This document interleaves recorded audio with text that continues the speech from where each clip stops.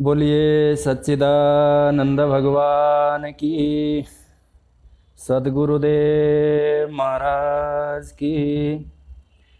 हरि ओम। श्री दक्षिणामूर्ति सुदेशिकेन्द्रम द्वैपायनं सूत्रकृतं मुनेन्द्रं श्री शंकरं भाष्यकृतं यतीन्द्रं मद्देशिकं चापि नमामि नित्यं, मद्देशिकं चापि नमामि नित्यम्। असंख्य कल्याण गुणगण निलय आनंद कंदचिन मूर्ति सच्चिदानंद परमात्मा की अहेतु की कृपा से पुनः एक बार फिर से मनुष्य जीवन का श्रेष्ठतम लाभ, जिसको शास्त्र श्रवण कहा गया, उस पवित्र निमित्त से आप हम सबको उपस्थित होने का सौभाग्य प्राप्त हुआ है। इस महत् सौभाग्य के प्रति ईश्वर अनुग्रह ही एकमात्र कारण है, ऐसा स्मरण करते हुए श्रीमद् भगवद गीता के पावन प्रसंग हैं। और कहा है इदम गीता शास्त्रम, ऐसा कह कर के हमारे आचार्य आद्य जगत गुरु भगवान शंकराचार्य ने इसको शास्त्र की संज्ञा प्रदान की है, अर्थात यह शासनात् शास्त्र है। आपके और हमारे लिए, प्रत्येक मनुष्यों के लिए चतुर्वर्ग पुरुषार्थ की सिद्धि के लिए प्रवृत्त हुआ है। धर्म, अर्थ, काम और मोक्ष चारों ही पुरुषार्थ प्रदान करने वाला है। जो व्यक्ति जिस प्रकार की इच्छा से युक्त होकर के इसका आश्रय ग्रहण करता है, कल्पतरु होने के कारण उसी प्रकार के फल की उसको प्राप्ति होती है। कोई कामना युक्त होकर के इसका आश्रय अर्थात पठन पाठन इत्यादि करेगा तो उसको वही फल प्राप्त होंगे। कोई धर्म की सिद्धि के लिए करेगा तो धर्म की प्राप्ति हो जाएगी। और किन्हीं किन्हीं मनुष्यों के लिए अर्थ का भी यह उपार्जन करने का हेतु लोग बनाते हैं और प्राय होता भी है। परंतु आपके और हमारे लिए जो चतुर्थ पुरुषार्थ कहा गया, जिसको परम पुरुषार्थ कहा गया, जिसको मनुष्य जीवन का एकमात्र उद्देश्य कहा गया, मोक्ष अर्थात निश्रेयस की प्राप्ति के लिए ही आश्रय ग्रहण करना चाहिए, यह श्रीमद् भगवद गीता की महिमा के संबंध में कथन किया गया है। उसकी विधि ऐसी बताई गई थी, इसका पाठ करना है, इसके उपदेशों को ग्रहण करना है। इसके द्वारा श्रीमद् भगवद गीता के द्वारा शास्त्र जब संज्ञा करते हैं, यद्यपि भगवान का उपदेश है, भगवान के श्रीमुख से निश्रित है, परंतु ऐसा कहा है कि जो इसके वाच्यार्थ लक्ष्यार्थ को उपदेश जान करके विचार करते हैं, उनको पुरुषार्थ, परम पुरुषार्थ रूपी मोक्ष की प्राप्ति होती है। परंतु जो इसका सम्यक प्रकार से अध्ययन करते हैं। परंतु वर्तमान काल में थोड़ी सी महिमा की चर्चा कर लें। ऐसा वर्तमान काल में कहा गया है कि समय के अभाव से, समय की न्यूनता के कारण अवसर मनुष्यों के पास बहुत ज़्यादा चिंतन मनन करने का होता नहीं है। यद्यपि आपके और हमारे लिए तो भगवद अनुग्रह से अत्यंत सरल है, सुविधाजनक तरीके से साधनों की प्राप्ति है। जहाँ महिमा आई है श्रीमद् भगवद गीता की, प्रसंग से पूर्व कुछ चर्चा ये कहा है कि जो मोक्ष की आकांक्षा से युक्त होकर के श्रीमद् भगवद गीता रूपी साधन को आश्रय के रूप में अथवा साधन के रूप में मोक्ष सिद्धि के लिए ग्रहण करते हैं, उनको अंततोगत्वा मोक्ष की प्राप्ति होती है। परंतु समय निकाल करके इसका अभ्यास और अध्ययन करने की अपेक्षा रहती है। योधीते नित्य गीताम च, यह श्रीमद् भगवद गीता का नित्य निरंतर आपके और हमारे समान अध्ययन करने वाले व्यक्ति को मोक्ष की प्राप्ति होती है। पर बहुतों ने ऐसा कहा कि समय नहीं मिलता ना, दिन में संसार के अनेक प्रकार के कर्म रहते हैं, संसार की व्यस्तता रहती है, काम से बहुत मुश्किल से समय निकालना पड़ता है। ऐसा कह करके यदि कोई व्यक्ति शिकायत करता है समय की न्यूनता को लेकर के, तो महिमा कथन करने वाले आचार्य भगवान वेदव्यास ने कहा कि रात्रो यथार्थतः, रात्रि में पाठ कर लेना। बहुतों के मन में ये रहता है कि अरे आज तो हमारा पाठ छूट गया, आज तो मैं इसको नहीं कर पाया, देर हो गई थी, अथवा ऐसा कोई बहाना या निमित्त उपस्थित करके इसके अध्ययन अध्यापन से बचने का प्रयास करता है। अच्छा, दूसरे कर्मों से तो नहीं बचते, आहार विहार से तो मनुष्य ये नहीं कहता कि देर हो गई, देर हो जाने पर भी थोड़ा सा खा लेता है, देर हो जाने पर भी रास्ते में मिले हुए मित्र से हाय हेलो करता है, बहुत ही ज़्यादा समय की कमी है तो भी बोल नहीं पाता तो हाथ से इशारा करके ठीक है ऐसा तो बोलता ही है। अर्थात कुछ न कुछ थोड़ा समय सांसारिक कर्मों के लिए जैसे निकालते हैं वैसे ही समय निकाल करके योधिते नित्य गीताम च, गीता श्रीमद् भगवद गीता का अध्ययन करना चाहिए। और यदि आपको दिन में यह समय उपलब्ध नहीं होता, समय नहीं निकाल पाते, तो आचार्य ने कहा रात्रौ यथार्थतः, अर्थपूर्वक संध्या के बाद रात्रि काल में आपको इसका अध्ययन करना चाहिए।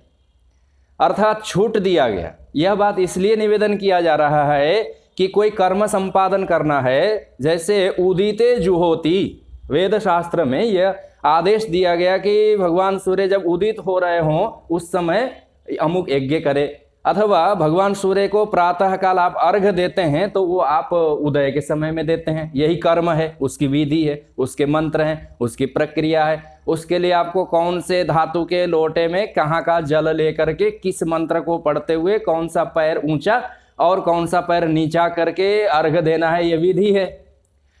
परंतु कर्म के समान यह श्रीमद् भगवद गीता बंधा हुआ साधन नहीं है। यह तो अर्थ चिंतन पूर्वक यदि रात्रि में भी कोई पाठ करे तो उसको भी शाश्वतम मोक्ष माप्नुयात, मोक्ष की प्राप्ति कराने वाला यह साधन है।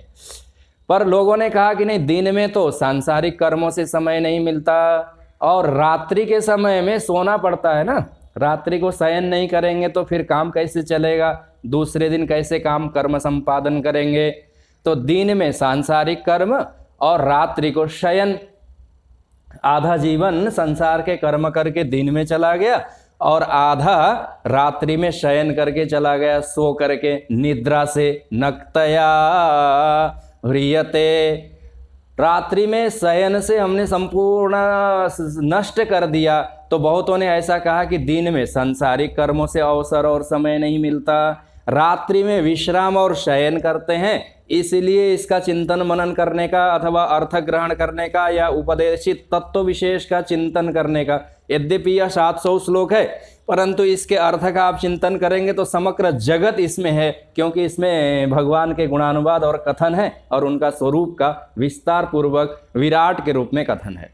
अर्थ चिंतन करते करते आप संपूर्ण जगत को समेट सकते हैं। इसलिए आचार्यों ने कहा कि दिन में समय नहीं मिलता तो रात्रि में योधिते रात्रौ नित्य गीताम, रात्रि में पढ़ ले। पर बहुतों ने कहा नहीं, रात्रि को तो मैं सो जाता हूँ ना, इसलिए पढ़ नहीं पाता हूँ। तो आचार्यों ने कहा अच्छा, सो जाते हो तो फिर तो सोते सोते ही पढ़ लो ना। स्वपन जागरण, जब सो गए अथवा आधे जगे हुए हो उस समय भी कुछ न कुछ धृतराष्ट्र उवाच धर्म क्षेत्रे कुरुक्षेत्रे समवेतायुयुत्सव ऊर्ध्वमूलमदः शाख इत्यादि कह करके जो आपने पहले अभ्यास कर रखा है, जो आपके कंठ में विद्या विराजती है अथवा आपके हृदय में जिसको आपने अंकित किया है, श्लोक मंत्र अथवा कुछ अध्याय इस प्रकार के रूप में, चलो श्लोक मंत्र इत्यादि भी आपको कंठस्थ नहीं है तो अध्ययन किया हुआ पहले का आप गाय के समान जुगाली कर सकते हैं, चिंतन मनन कर सकते हैं। उसके लिए आपको सूर्य उदय होने के अवसर का प्रतीक्षा करने की आवश्यकता नहीं, सूर्य के अस्ताचल जाने का आपको प्रतीक्षा नहीं करनी है। सोए सोए भी यदि कोई इस श्रीमद् भगवद गीता रूपी महत शास्त्र में उपदेशित तत्व विशेष जो परमात्मा है उसका चिंतन करता है तो उसको शाश्वतम मोक्ष माप्नुयात, शाश्वत मोक्ष की प्राप्ति होती है। आप सोए सोए नौकरी नहीं कर सकते, आप सोए सोए खा नहीं सकते, सोए सोए आप संसार का अन्य कोई कर्म नहीं कर सकते। उसके लिए आपको जगना पड़ता है, चलना पड़ता है, हाथ पैर इत्यादि चलाने पड़ते हैं। बोलने मात्र से बहुत सारे पदार्थों की आपको और हमें प्राप्ति नहीं होती है, पर आचार्यों ने, भगवान ने अनुग्रह और कृपा करके आपके और हमारे लिए यह श्रीमद् भगवद गीता रूपी मोक्ष का जो एकमात्र साधन है, यह साधन तो अत्यंत सरलता के साथ, चाहे आपको दिन में अनुष्ठान करें, चाहे रात्रि में अनुष्ठान करें, चाहे सोपन सोते सोते करें, जागरण आप जग जाएं तो सुबह सुबह इसका पाठ करें।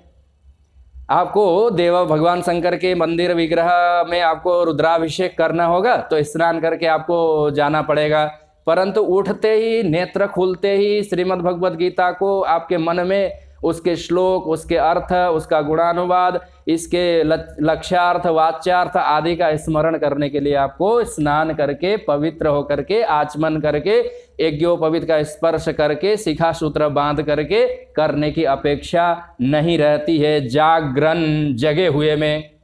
बहुतों ने कहा जग जाते हैं तो संसार दिखती है ना, जगते ही चाय पानी चाहिए होता है, जगते ही कुछ खाने पीने की अपेक्षा रहती है, जगते ही नौकर सेवकों को देख करके और उनके कर्मों को देख करके क्रोध आने लगता है, अथवा जगते ही घर में देखते हैं कि अरे मेरा पुत्र अभी तक सो रहा है, 7 बज गए, 8 बज गए, अरे नई आई हुई बहू है परंतु इसका तो अभ्यास 10 बजे तक सोने का है, ये दिख जाता है ना, ये दिख जाता है। इसलिए आचार्यों ने कहा कि व्रजन तो फिर चल देना, मॉर्निंग वॉक के लिए आप जाते हैं, पार्कों में टहलने जाते हैं, सोपन जागरण व्रजन तिष्ठन शाश्वतम मोक्षमाप्नुयात्। बताइए, भगवान के अनुग्रह से, ईश्वर परमात्मा की कृपा दृष्टि से यह साधन आपके लिए अत्यंत विधि निषेध से ऊपर प्रतिष्ठित है, क्योंकि आपको मोक्ष तक उत्तीर्ण कराने का इसका प्रयोजन है। कर्म संपादन करके कर्म के विधि निषेधों में बांधने का इसका प्रयोजन नहीं है। सकल कर्म और उसके बंधन से वो आपको उन्मोचित करके, विधि निषेधों को पार करके, संपूर्ण लोक लोकांतर तक की आकांक्षाओं को नाश करके मोक्ष रूपी परम पुरुषार्थ में उत्तीर्ण कराने के लिए इससे ज़्यादा सरलतम और शाश्वत दूसरा कोई साधन नहीं है, क्योंकि ये भगवान के वचन है, उपनिषद रूपी संपूर्ण वेद का यह सार है, योगेश्वर कृष्ण परमात्मा के अर्जुन को दिए गए आदेश और उपदेश हैं। इसका यदि कोई शोपन जागरण व्रजन तिष्ठन शाश्वतम मोक्षमाप्नुयात्, मोक्ष चाहिए तो इसको अत्यंत सरलता के साथ चलते चलते, उठते उठते, बैठते बैठते, ये अंतस में आप इसके अर्थ का स्मरण करेंगे तो अत्यंत कल्याणकारी और हितकारी है। ऐसा आचार्यों ने, भगवान महर्षि वेदव्यास ने इसकी महिमा के संबंध में कथन किया है। इसीलिए ही इस श्रीमद् भगवद गीता को युद्ध काल में भगवान ने प्रकट किया।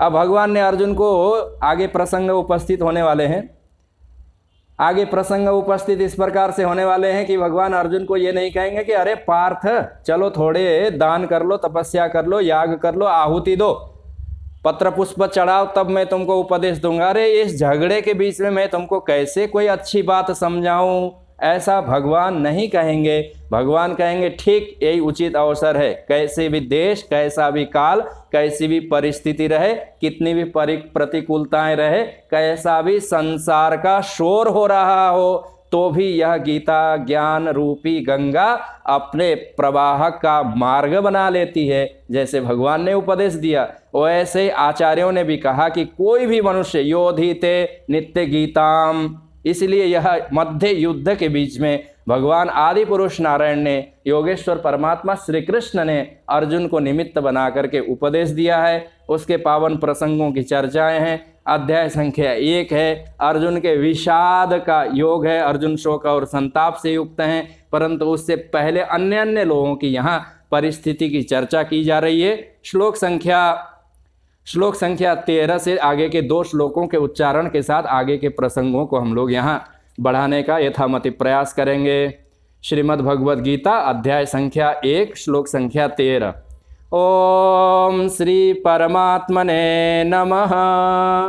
संजय उवाच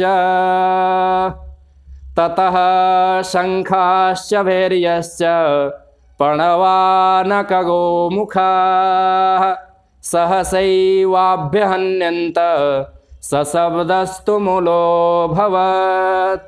ततः श्वेतैर्हैर्युक्ते महती स्यन्दने स्थितौ माधवः पाण्डवश्चैव दिव्यौ शङ्खौ प्रददमतु। माधवः पाण्डवश्चैव दिव्यौ शङ्खौ प्रददमतु। प्रसिद्ध रूप से प्रसंग आप सबको स्मरण है, हस्तिनापुर है। अंधे धृतराष्ट्र बैठे हुए हैं। महाभारत के युद्ध से बीच में युद्ध छोड़ करके आए हुए उनके संदेशवाहक सारथी मंत्री और मित्र संजय हैं। उन संजय को धृतराष्ट्र ने उत्सुकतावश कुतूहलतावश अपने संदेहों के निराकरण करने के लिए ये पूछा था कि मेरे और पांडुपुत्रों ने क्या किया। तब संजय ने बताना आरंभ किया था कि पहले आपके पुत्रों की मैं बात बताता हूँ। आपका जो ज्येष्ठ पुत्र है उसने क्या किया, आपका जो कनिष्ठ पुत्र है उसने क्या किया, आपके जो मध्यस्थ बीच वाले पुत्र हैं उन्होंने क्या किया। एक छोटा पुत्र था जो छोड़ करके चला गया था, कनिष्ठ की बात चली गई, समाप्त हो गई, क्योंकि वह धर्म के पक्ष में चला गया, फिर उसका कभी नाश होने वाला नहीं है। स्वल्पमप्यस्य धर्मस्य त्रायते महतो भयात्। धर्म का थोड़ा सा भी अनुष्ठान कर ले तो महत भय से, पराजय से वो बच जाता है। संजय ने कहा, एक छोटा बेटा आपका भगवत अनुग्रह से, ईश्वर की प्रेरणा से, भगवान योगेश्वर श्री कृष्ण को देख करके, युधिष्ठिर का धर्म देख करके, पांडवों की छोटी टुकड़ी को देख करके उस तरफ हो लिया, फिर उसका कल्याण हो गया, वो बच गया। यद्यपि उसका नाम था युयुत्सु, युद्ध करने में अत्यंत कुशल था, बड़ी उत्सुकता थी उसको युद्ध करने की, पर छोड़ करके चला गया। और ये जो आपका बड़ा पुत्र था जिसका नाम दुर्योधन है, जो अपने आप को राजा समझते हैं, उन्होंने अपने गुरु के पास जाकर के अनेक प्रकार के अनुनय और विनय किए थे। गुरु को उन्होंने अनेक ये कहा था कि हमारे भी बड़े बड़े सेना सैनिक और टुकड़ी है, अस्त्र शस्त्र हैं, हे गुरुदेव कृपा करके आप इनको देख लीजिए, ऐसा कह करके बहुत सारे निवेदन किए थे। उसके अनंतर निवेदन करते करते करते करते जब सारी चीज़ों को दुर्योधन ने बता दिया कि हमारी सेना में भी हे गुरुदेव, हे आचार्य चरण, ये लोग हैं, परंतु मैं आपसे, दुर्योधन ने कहा, दुर्योधन ने जो आचार्य द्रोणा को कहा वो सारी बातें संजय बताना चाहते हैं धृतराष्ट्र को, और कहा कि हे राजा धृतराष्ट्र, आपके ज्येष्ठ पुत्र दुर्योधन ने आचार्य को ये कहा कि हमारी सेना की विशेषताओं को भी आप जान लें, समझ लें और देख लें हे आचार्य। परंतु हे आचार्य, आपको मैं ये कहता हूँ कि आप और सभी लोग मिल करके सेनापति भीष्म की रक्षा करें, ये बात दुर्योधन ने निवेदन किया। राजा धृतराष्ट्र ने, यद्यपि श्लोक में नहीं है परंतु आचार्यों ने ऐसा कहा है कि गुरु ने क्या उत्तर दिया। आचार्य जो द्रोण थे, यद्यपि सेनापति नहीं थे परंतु शिक्षक तो थे, आचार्य तो थे, उपाध्याय थे, वो द्विजोत्तम थे, ब्राह्मणों में अग्रगण्य थे। आकर के जब सब कुछ निवेदन किया तो फिर क्या आचार्य ने कुछ आश्वास के वचन दिए, अभय प्रदान उन्होंने किया, क्या अपने हाथ उठा करके उन्होंने आशीर्वाद और विजय की मुद्रा में कुछ मुद्राओं का उन्होंने प्रदर्शन किया, क्या हस्त अपना दुर्योधन के मस्तक पर रख करके कहा विजयी भव, ऐसा कुछ आचार्य ने कहा क्या? ये बात धृतराष्ट्र बीच में मन में पूछना चाहते हैं संजय से कि जब दुर्योधन ने जाकर के शरण ग्रहण किया।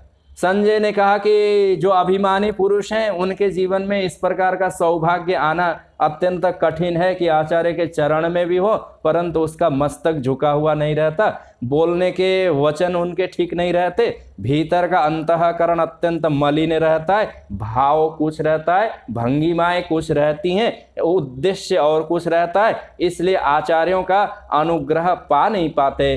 संपूर्ण शिकायतों को सुन करके भी द्रोणाचार्य ने एक शब्द भी नहीं कहा, द्रोणाचार्य ने कोई शब्द उच्चारण नहीं किए। आप लोग देख सकते हैं, श्रीमद् भगवद गीता आपके सामने है, महाभारत के भी प्रसंग हैं, और द्रोणाचार्य ने ये नहीं कहा जाओ जाओ दुर्योधन, मैं भी जानता हूं सैनिकों को, हम लोग सब मिलकर के युद्ध करेंगे, युधिष्ठिर को पराजित करेंगे, तुम अभय और निर्भय रहो, ऐसा कोई आश्वास नहीं दिया।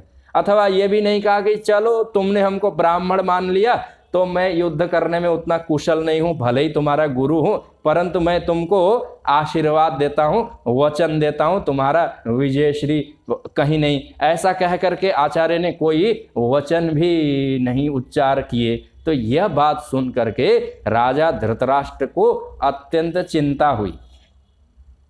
और व्यवहारिक दृष्टि से भी आप किसी के पास जाएं और जाकर के आप संपूर्ण अपना वृत्तांत बताएं, अपने कर्म बताएं, अपने कार्यक्रम बताएं, अपनी सूची बताएं अथवा अपनी शिकायतें बताएं, और जिसको बता रहे हैं वो हाँ ना करे। आप किसी के घर गए हैं और वो मोबाइल में खेलने में लगा हुआ है, टीवी देखने में लगा हुआ है, आप बोल बोल करके थक गए, परंतु उसने पलट करके कोई उत्तर नहीं दिया, तो आप क्या करेंगे? जैसे छोटा बालक माता पिता के हाथ पैर पकड़ करके कुछ निवेदन अनुनय विनय करता है मेला में गए हुए अवस्था में, और माता पिता आगे चलते रहते हैं, बालक ऐसे उसको पल्लू पकड़ करके अपनी मम्मी का वो चलते रहते हैं, बोलता है ये खिलौना दिला दो, ये मिष्ठान्न दिला दो, ये घोड़ा गाड़ी दिला दो, और माँ चलती रहती है टोकरी लेकर के अपने मस्तक पर, पिता चलता रहता है, वो जल्दी से प्रयास नहीं करता कुछ पदार्थ प्रदान करने का। तदवत जब दुर्योधन ने जाकर के सब शिकायतें की, ये है वो है, आप हैं भीष्म है, आपको ये करना चाहिए कि रक्षा करें, सब कह करके गुरु को आदेश दिया, तब आचार्य ने कोई वचन उच्चार नहीं किए। यह बात सुन करके दोनों ही भयभीत हो गए। उधर दुर्योधन तो अत्यंत भीत हुए कि देखो हमने गुरुजी को इतना कुछ कहा और इन्होंने मुझे कुछ भी नहीं कहा, करो ये भी नहीं कहा, निषेध भी नहीं किया कि मत करो, उन्होंने ये भी नहीं कहा कि ठीक कहते हो दुर्योधन भीष्म की मैं रक्षा करूंगा, ऐसा भी आचार्य ने कुछ नहीं कहा। आचार्य ने ये भी नहीं कहा द्रोणाचार्य ने कि जाओ तुम्हारी रक्षा मैं करता हूं, ऐसा भी उन्होंने नहीं कहा। अथवा ये भी नहीं कहा कि चलो भीष्म की मैं क्यों रक्षा करूं, वो तो सेनापति हैं, सब अपनी अपनी रक्षा करें, ऐसा भी कुछ नहीं कहा।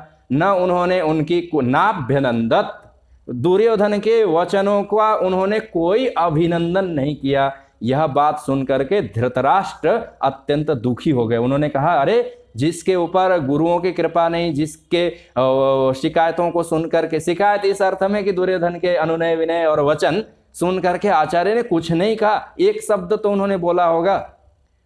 बोले बोलने का एक तो अवसर नहीं था, दूसरा बोल करके दुर्योधन मानने वाले नहीं थे, तीसरा आचार्य यदि कुछ बोलते तो फिर से दुर्योधन कुछ दूसरा आदेश देता, क्योंकि वो तो बोल चुके हैं कि भीष्ममेवाभिरक्षन्तु भवन्तः सर्व एव हि, आप लोगों को तो चाहिए कि भीष्म की रक्षा करें। आचार्य ने कहा कि ऐसे मूढ़ पुरुषों से नहीं ही बोलना ही अच्छा है, क्या इसका उत्तर देंगे, इसलिए कोई अभिनंदन नहीं किया। तब बाध्य होकर के सेनापति भीष्म को शंख बजा करके दुर्योधन के भय को दूर करना पड़ा। प्रसंग हम लोगों की जहां तक चर्चा हुई थी श्लोक संख्या 12 में, तस्या संजनयन हर्षम कुरु वृद्ध पितामह सिंहनादम विनद्योच्चैः शंखम ददमौ प्रतापवान।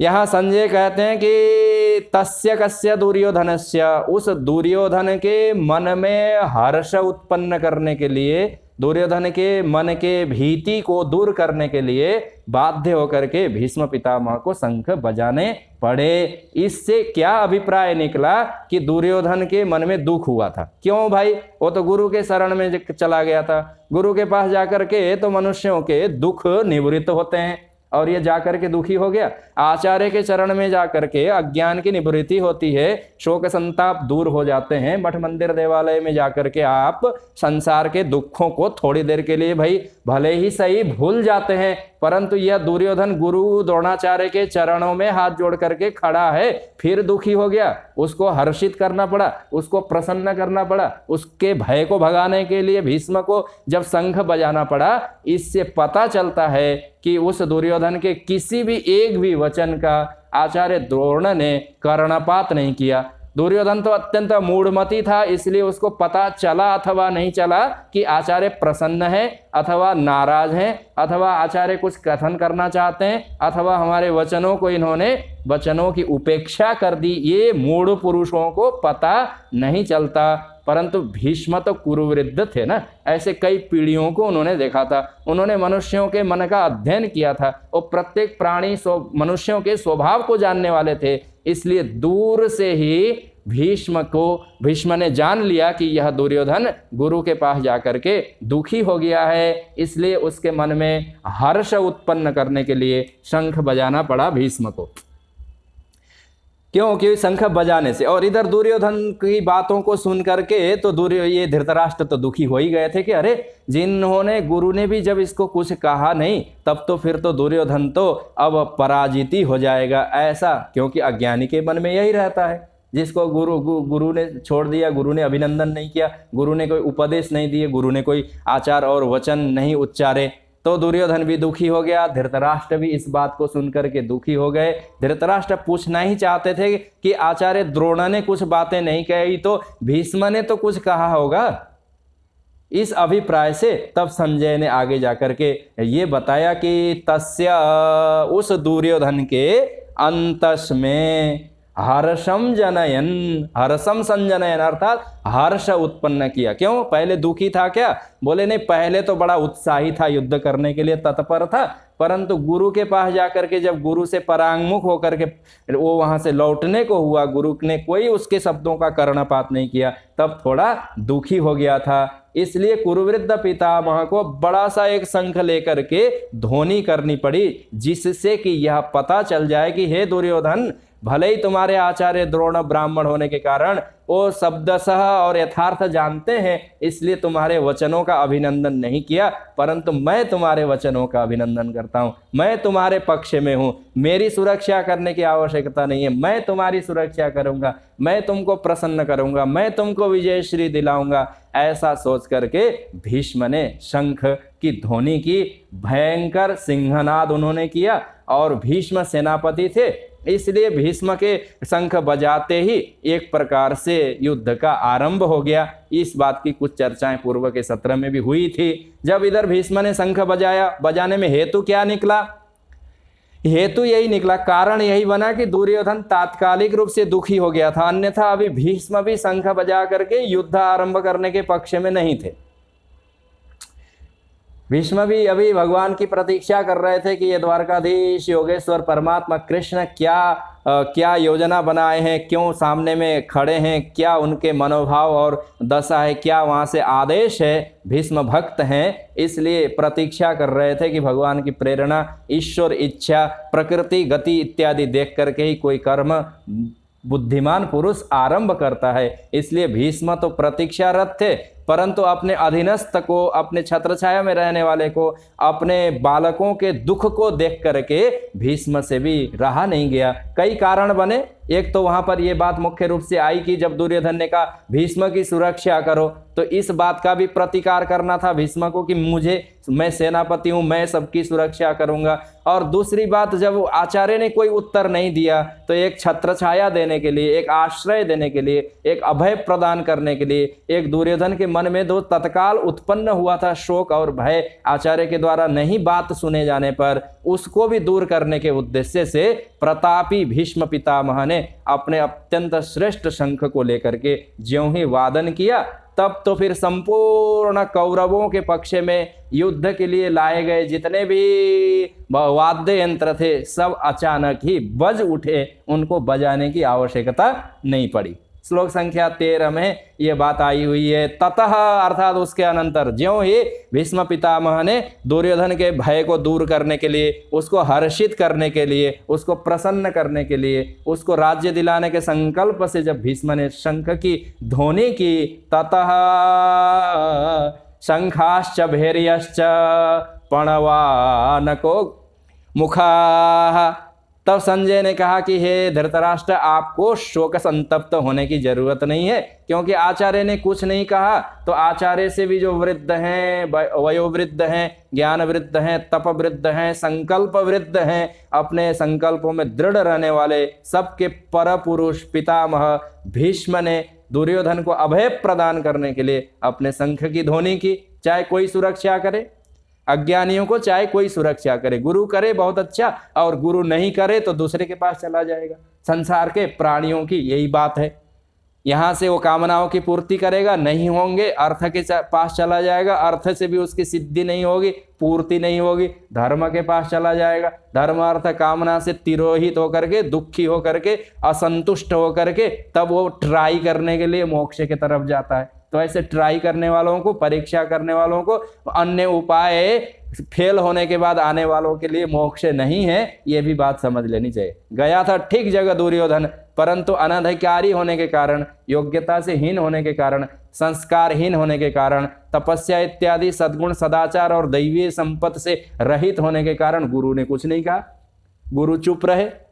वो गुरु ही कोई वचन उच्चारते, आशीर्वाद ही दे देते तो भी तो दुर्योधन का कल्याण हो सकता था, परंतु उसकी गति प्रकृति, उसका स्वभाव, उसके संस्कार इत्यादि इस प्रकार थे कि जाकर के गुरु जी को कहा कि आप ब्राह्मण हैं, आप आचार्य हैं, आप वृत्ति को धारण करके यहाँ पर रहते हैं, इसलिए मैं आपको बोलता हूं कि आप भीष्म की रक्षा करें। तुम पूछो कि क्या करना चाहिए। कथम तरेयम भव सिंधु में तत्, ऐसा कह करके प्रश्न पूछना चाहिए, हे आचार्य द्रोण गुरुदेव, ये जो पांडवों की सेना रूपी महासमुद्र है इसको कैसे पार करें, इसलिए मैं पूछने आया हूं। ये दुर्योधन ने नहीं पूछा।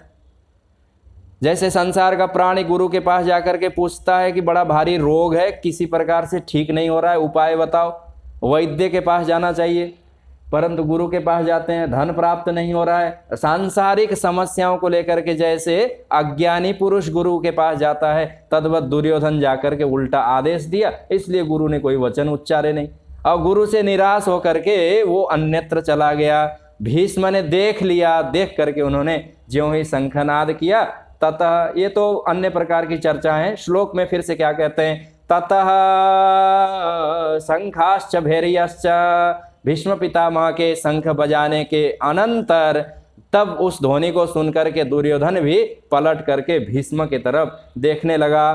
तब शंखाश्च, बहुत सारे शंख, भैर्यश्च, जो नगाड़े होते हैं युद्ध के लिए बजाने के लिए संभवतः सब ले जाया गया था, और पणवान, पणव कहते हैं ढोल को, बड़े भारी ढोल को, आनक कहते हैं मृदंग को, और गोमुखाह जो श्रृंगी जिसको कहा जाता है भाषा में, यह जहाँ पर भगवत गीता के हिंदी अथवा अन्य अन्य भाषाओं में अर्थ लिखे हैं वहाँ पर लिखा हुआ है, संपूर्ण वाद्य यंत्रों को, शंख से लेकर के भेरी, नगाड़े, ढोल जितने भी वहाँ पर ले गए थे, सहसैवाभ्यन्यंत सशब्दस्तुमुलो भवत, बाकियों को बजाना नहीं पड़ा, ये कहने का यहाँ पर अभिप्राय है।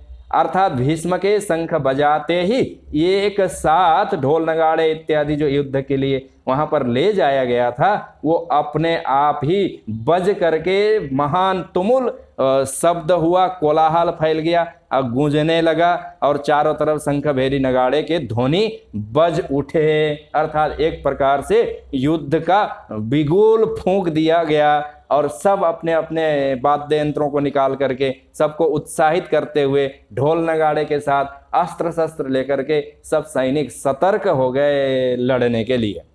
यहाँ तक बात वह है जो दुर्योधन के संबंध में धृतराष्ट्र ने पूछा था। मामका, पहला वाला श्लोक स्मरण करें, मामका पांडवाश्चैव किम अकुर्वत संजय, हे संजय मामका मेरे पुत्रों ने किम अकुर्वत क्या किया।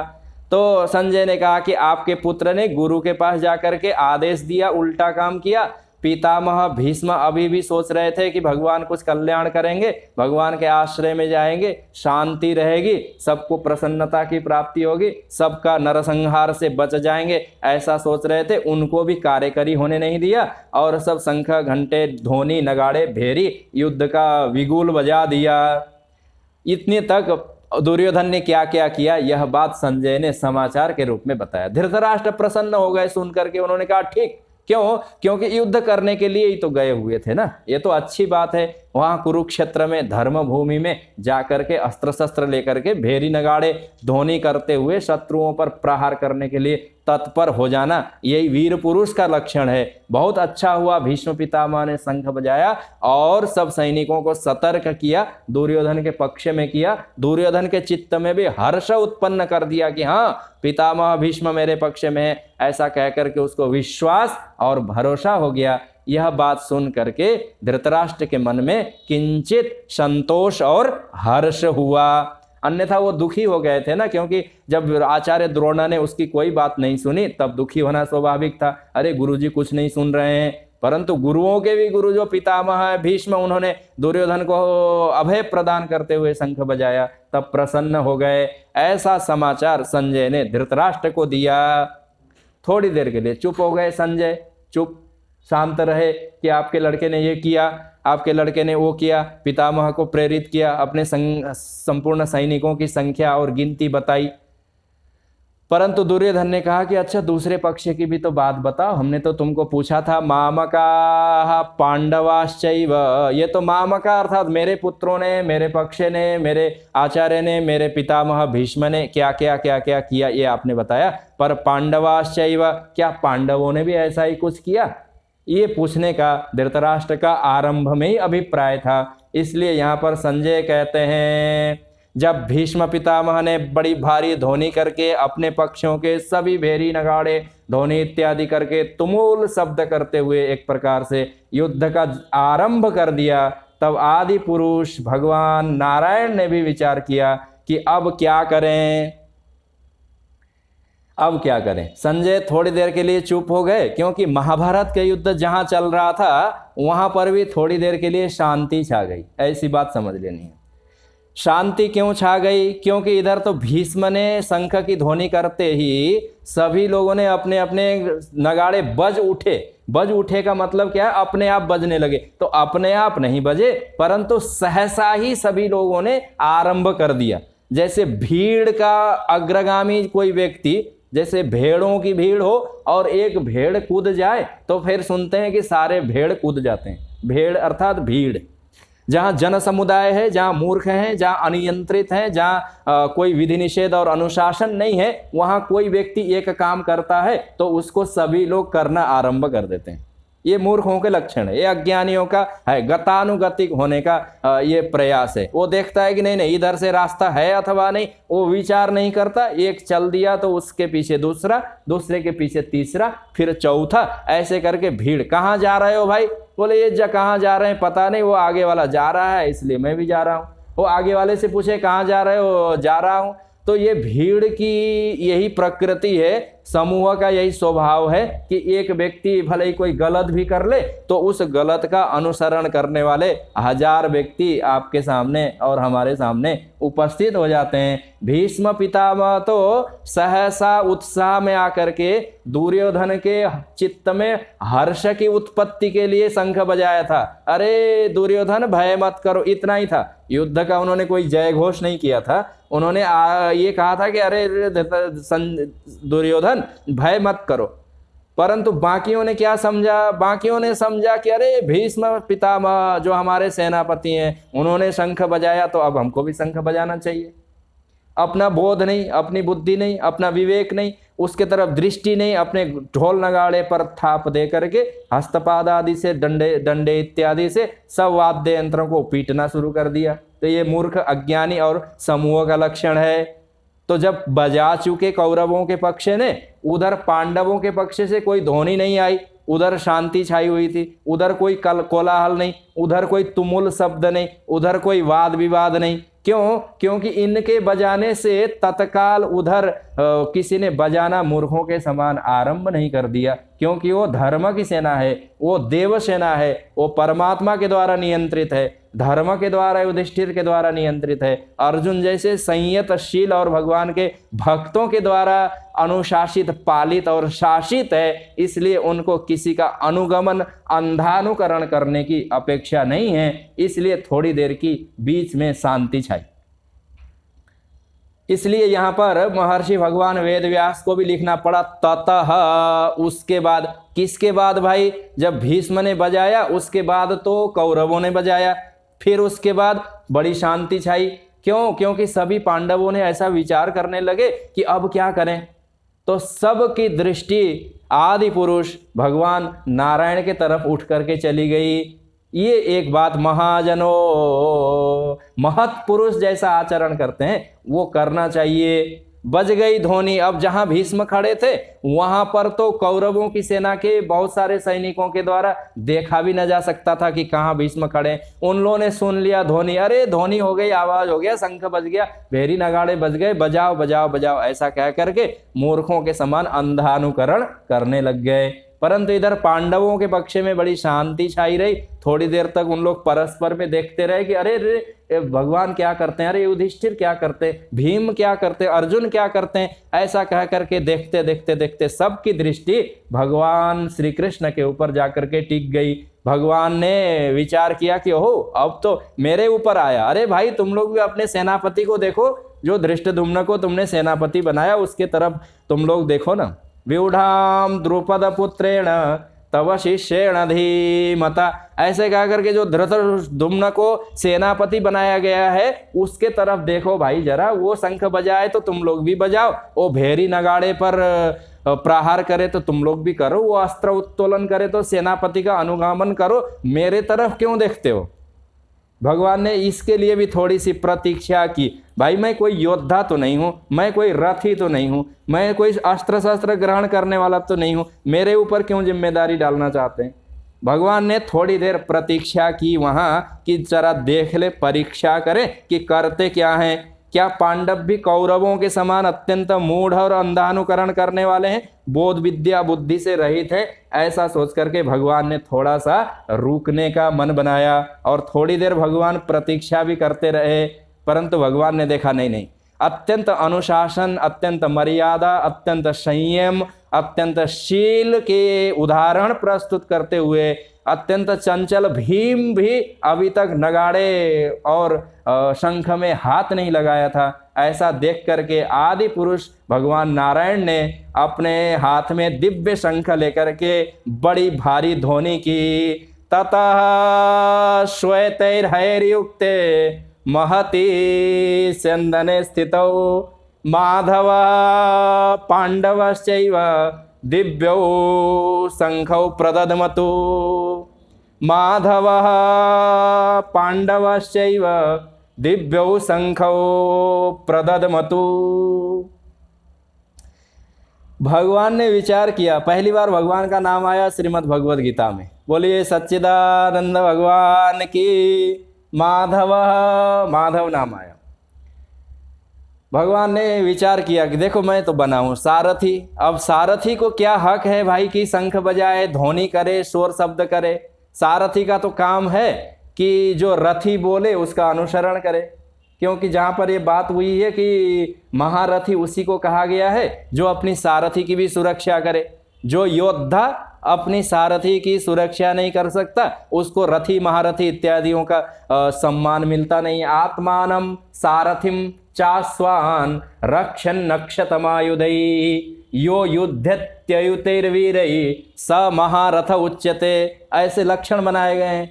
जो योद्धा है, जो महारथी है, जिसका रथ है, उस पुरुष का कर्तव्य है कि आत्मानम स्वयं की रक्षा करे, सारथिम सारथी को भी शत्रु पक्ष के द्वारा प्रहरित जितने भी बाण अस्त्र शस्त्र इत्यादि हैं उनसे रक्षा करे। भला बताइए, रथी रहता है पीछे, सारथी रहता है सामने, फिर भी वो पीछे से ऐसी व्यवस्था बनाना है उल्टे तरफ से कि शत्रु के पक्ष से आए हुए सकल अस्त्र शस्त्र को बीच आकाश में ही काट करके नष्ट करना है, तब सारथी की सुरक्षा होती है। अन्यथा तो सारथी तो कोई अस्त्र शस्त्र ग्रहण नहीं करता ना। स्वयं की रक्षा करे, सारथी की रक्षा करे और सारथी से भी आगे रहने वाले घोड़े की रक्षा करे। घोड़े भी तो हैं, उन घोड़ों की रक्षा करे, इन सबको अक्षत रखे। अन्यथा घोड़े ही नष्ट हो गए, तब रथ नष्ट हो गया, सारथी नष्ट हो गया, तो महारथी क्या करेगा। इन चारों को अर्थात स्वयं को, सारथी को, घोड़ों को और रथ को अक्षत रखते हुए, सुरक्षित रखते हुए जो युद्ध करने में कुशल है उसी को योद्धा और महारथी ऐसा कह करके उसको वीर की संज्ञा दी जाती है। भगवान ने विचार किया कि भला बताओ, मैं तो सारथी हूं, ये अर्जुन का काम है मेरी रक्षा करे। परंतु भगवान केवल सारथी नहीं है ना, भगवान तो परमात्मा है, आत्मा है। परंतु उसकी चर्चा दूसरी जगह। यहाँ पर भगवान संजय ने क्या कहा कि हे राजा धृतराष्ट्र, ततः श्वेतैर्हैर्युक्ते महति स्यंदने स्थितौ। ततः उसके बाद जब भगवान आदि पुरुष नारायण ने देखा कि संपूर्ण पांडवों की धर्मसेना देवसेना अत्यंत दैवीय गुण से संपन्न होकर के संयमशील सदाचार का परिचय देते हुए किंचित भी उतावलापन नहीं दिखाते हुए अपने अपने स्थान में खड़े होकर के केवल मेरी तरफ देख रहे हैं कि ये जैसा कहेंगे, ये जैसा आदेश देंगे, जैसी इनकी प्रवृत्ति होगी, जैसी इनकी गति होगी, वैसा मैं अनुसरण करेंगे हम सब, ऐसा सोच करके प्रतीक्षारत लोगों ने जब भगवान की तरफ दृष्टि उठाई तब भगवान ने अपना दिव्य शंख बजाया। और ज्यों ही आदि पुरुष नारायण ने शंख में ध्वनि की त्यों ही नर के भी अर्थात अर्जुन के भी तत्काल शंख की ध्वनि हो गई। उनको अलग से उठाना नहीं पड़ा, वो रखा हुआ रथ से तत्काल शंख स्वयं उठ करके हाथ में आ गया भगवान के, स्वयं उठ करके हाथ में आ गया अर्जुन के। इसलिए माधव पांडवश्चैव, माधव भगवान श्री कृष्ण योगेश्वर परमात्मा ने और पांडव अर्जुन ने दिव्यो शंखौ प्रददमतु, दोनों ने दिव्य शंख बजाए, रथ में रखे हुए थे। और कैसा रथ था? ततः श्वेतैर्हैर्युक्ते महति स्यंदने स्थितौ। महति अर्थात अत्यंत विशाल, स्यंदन अर्थात रथ था। उस रथ में नर नारायण थे, आदि पुरुष परमात्मा और जीवात्मा थे, दोनों मित्र और सखा थे। द्वा सुपर्णा सयुजा सखाया, वो नर नारायण थे, कृष्ण और अर्जुन थे, योगेश्वर परमात्मा और पार्थ थे, माधव और पांडव थे। दोनों ने हाथ में आए हुए आकाश से उड़ करके आए हुए दिव्य शंख में अत्यंत भयंकर घोष किया, जिससे संपूर्ण वातावरण में अत्यंत शांति छा गई। ततः श्वेतैर्हैर्युक्ते, अत्यंत सुंदर श्वेत घोड़े जिसमें 4 जूते हुए थे, ऐसे 4 सुंदर श्वेत घोड़े से जूते हुए महत स्यंदन रथ में स्थित जो भगवान आदि पुरुष हैं, नारायण हैं, उन्होंने शंख की ध्वनि की।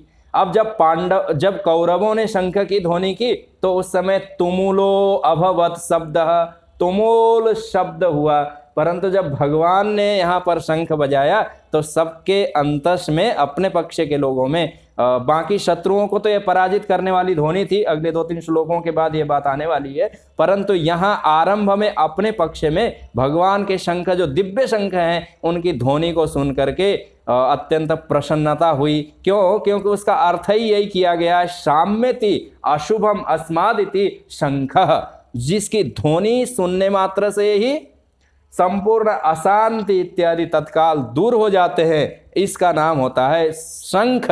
और भगवान का शंख कोई लौकिक शंख नहीं था, कोई भौतिक शंख नहीं था, कोई बनाया हुआ शंख नहीं था, वो तो दिवी भव अर्थात स्वर्ग से, आकाश से, लोकांतर से, वैकुंठ से लाया हुआ था, जिसके अंतस में खाली जगह में संपूर्ण प्राणियों के लिए कल्याण की ध्वनि जो ओम है, उसको भर करके भगवान लाए थे। शम अर्थात शांति, जो परमात्मा के नाम से ध्वनि से होता है। खे अर्थात उसके अंतस में जो खाली जगह पर है, उस आकाश में जो शब्द है, आकाश का जो गुण है शब्द, जो आदि अक्षर है ओम, उस ध्वनि से भरे हुए शंख को आदि पुरुष नारायण ने और अर्जुन पांडव ने मिल करके दोनों ने दिव्य शंख बजाया। कहाँ रहे, कहाँ खड़े होकर के? कहे कि स्यंदने, रथ में खड़े होकर के। ऐसा, और रथ किसका था? तो कहे कि रथ तो अर्जुन का था, भगवान का रथ नहीं था, क्योंकि भगवान का रथ तो सात्यकी के पास है। भगवान के दूसरे प्रकार के घोड़े हैं, भगवान के भी घोड़े सफेद ही हैं, भगवान के घोड़े के नाम है, अर्जुन के घोड़े के नाम है। ऐसा कहते हैं यहाँ श्वेतैर्हैर्युक्ते, सुंदर अर्जुन के भी सफेद रंग के घोड़े हैं। कहाँ से आए थे भाई ये अर्जुन के घोड़े? तो कहते हैं कि अर्जुन ने तपस्या करके एक चित्ररथ नामक गंधर्व को अत्यंत प्रसन्न किया था। वो गंधर्व लोक में रहने वाला देव पुरुष जिसका नाम चित्ररथ था, उसने अर्जुन की तपस्या से, सहयोग से, सदाचार से संतुष्ट होकर के अर्जुन के लिए 100 घोड़े दिए थे, चित्ररथ गंधर्व के। और उनकी खासियत क्या थी, उनकी विशेषता क्या थी? विशेषता ये थी कि 100 में से 4 घोड़े हमेशा उस रथ पर जुते हुए होते थे। परंतु उस रथ पे 4 घोड़े जुते हुए होने पर भी कदाचित युद्ध आदि में एक मर गया तो संख्या घटती नहीं थी, अर्थात 100 की पूर्ण संख्या सदैव अर्जुन के पास बनी रहती थी। ऐसे अद्भुत और आकाश अर्थात गंधर्व लोक से लाए गए घोड़े थे। वो कोई यहाँ संसार के आपके और हमारे समान वो सिंधु और अरब देश के घोड़े नहीं थे, गंधर्व लोक के घोड़े थे। उनमें अनंत सामर्थ्य था। और तो और आप लोगों को सुन करके पता नहीं विश्वास होगा कि नहीं होगा, वो घोड़े उड़ते भी थे।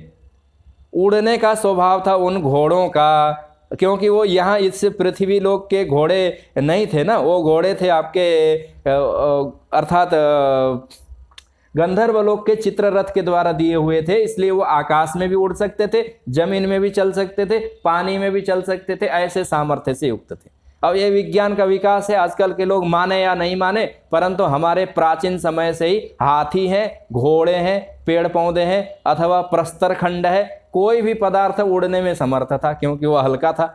इसलिए उड़ने में समर्थ थे कि वो सात्विक थे ना। देवराज इंद्र भी हाथी से आते हैं तो स्वर्ग से आते हैं, तो यही आपको और हमको कहना पड़ेगा कि उड़ करके आते हैं।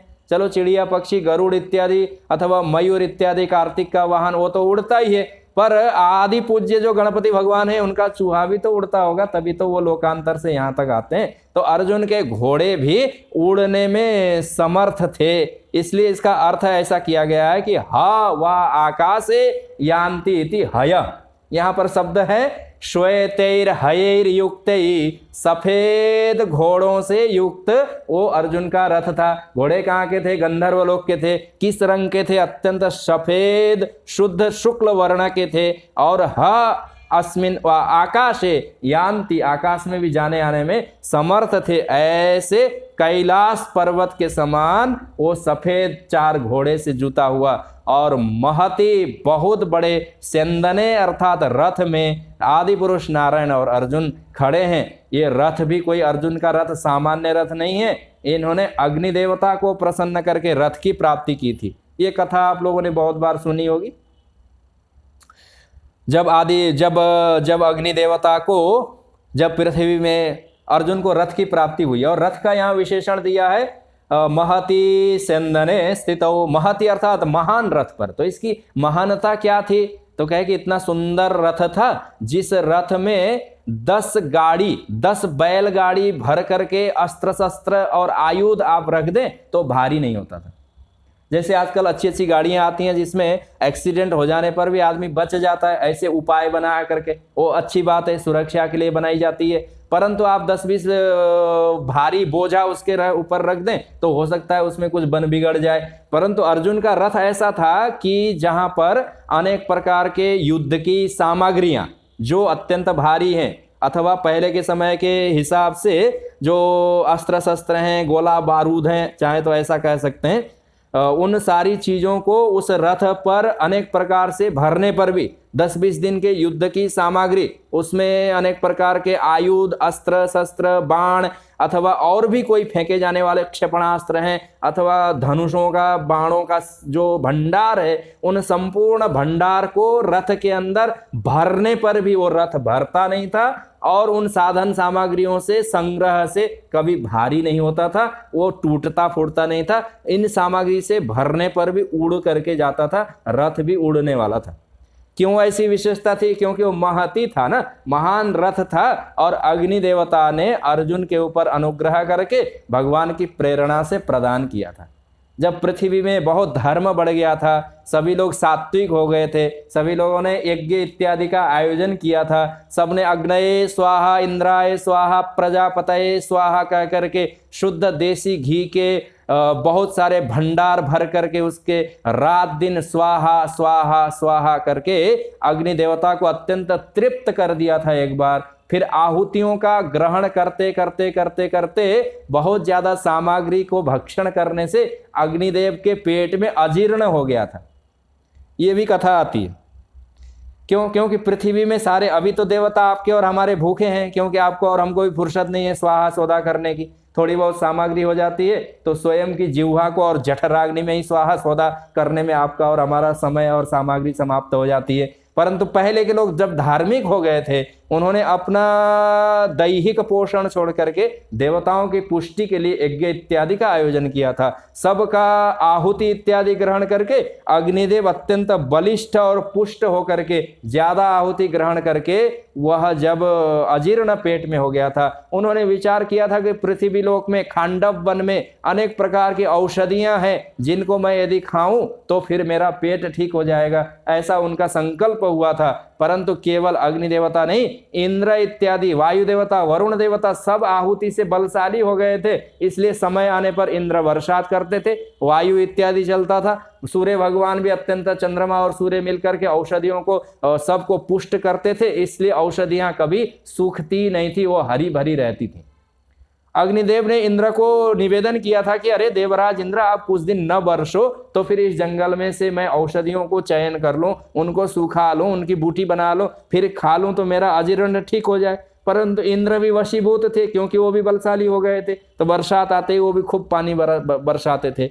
तब भगवान के अनुग्रह से, अर्जुन के सहयोग से, अर्जुन ने अपने बाणों के प्रहार से भगवान से शक्ति प्राप्त करके संपूर्ण बरसात के बीच में भी बाण प्रहार करके खांडव वन को दग्ध करके वहां के संपूर्ण औषधियों से अग्निदेव की पेट की बीमारी को उन्होंने ठीक कर दिया था। इससे प्रसन्न होकर के अग्निदेव ने इस महती चंदने अर्थात अपने सामर्थ्य शक्ति से बना हुआ, कभी नष्ट नहीं होने वाला और अग्नि के समान अत्यंत हल्का, जो संपूर्ण चराचर को भी भक्षण करके अपने हल्के ज्ञान और प्रकाश स्वरूप में रहने वाले जो अग्निदेवता हैं, उनके महती अनुकंपा से प्राप्त होने वाला वैभव संपन्न यह अर्जुन का महान रथ था। इस रथ पर अर्जुन के सारथी बने हुए संपूर्ण चराचर जगत के पालन, उत्पत्ति और विनाश करने वाले आदि पुरुष नारायण ने अर्जुन का सारथी बन करके, पार्थ सारथी बन करके,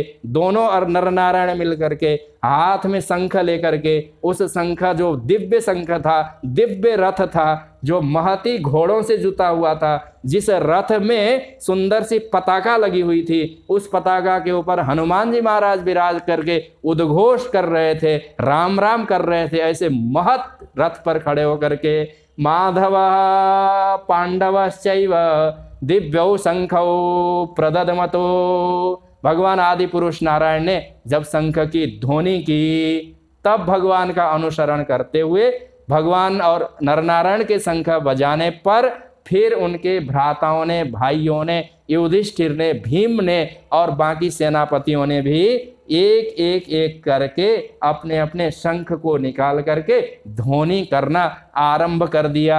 ऐसा कहकर के यहाँ संजय ने धृतराष्ट्र को कहा, ततः श्वेतैर्हैर्युक्ते महती चंदने स्थितौ माधवः पांडवश्चैव दिव्यौ शंखौ प्रददमतु। आदि पुरुष नारायण ने, कृष्ण परमात्मा योगेश्वर ने अर्जुन के लिए शंख की ध्वनि की, अर्थात ओम इसका उपदेश दिया। परम पूज्यपाद संतों में शिरोमणि आचार्य वृंदावन वाले अखंडानंद सरस्वती स्वामी पाद कहते थे, उनके साहित्यों में ये पढ़ने को मिलता है कि अर्जुन के लिए भगवान ने ध्वनि इसलिए की कि अर्जुन का जो यह घोड़े हैं ना, वो घोड़े सफ़ेद हैं। और घोड़े अध्यात्म की भाषा में इंद्रियों को कहा जाता है। इंद्रियाणि हयानाहु, ऐसा कहकर के कठोपनिषद की श्रुति है। तो क्या आपके और हमारी इंद्रियां सफ़ेद हैं? सफ़ेद कहने का अर्थ शुक्ल हैं, शुक्ल कहने का अर्थ सात्विक हैं क्या?